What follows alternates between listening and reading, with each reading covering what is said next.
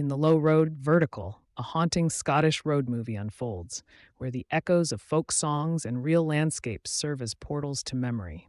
As our characters traverse the afterlife's experiential loops, they journey toward a quiet catharsis, leading to a startling revelation of the far future.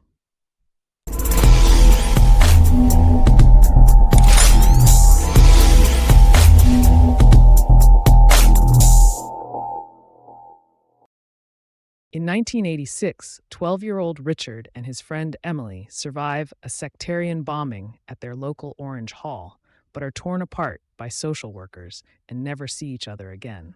Because they were separated, Richard and Emily don't meet again until they are 52, at a friend's wedding in a castle, where they dance and kiss, until a fire breaks out and they die in the smoke. Then they wake separately, Richard on an empty train, Emily in a black taxi driven by a silent old man, and slowly realize they are dead, traveling on the low road between life and what comes next. So Richard finds Emily at Dumfries Station and climbs into her taxi, but the driver tells them they are confirmed dead, and they must face what unfinished business keeps them trapped.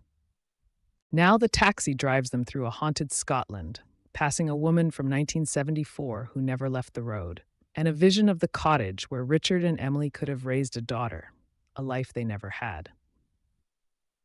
Because the driver keeps a notebook of every soul he has carried, Richard sees his own name and Emily's with today's date, and realizes they are just two among millions who never leave.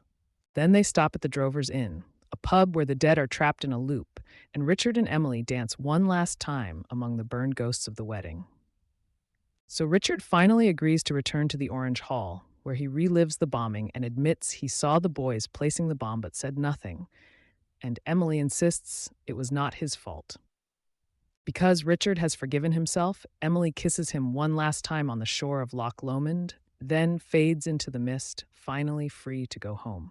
Now Richard continues alone in the taxi, and time accelerates outside the windows. Centuries pass, Glasgow crumbles to ruins, and the taxi becomes half buried in a dead world. So Richard faces the Slua, souls who forgot how to leave, and the driver warns him he is already fading. But instead of stopping, Richard closes his eyes and lets the taxi carry him deeper into the fog, still holding on to the memory of Emily.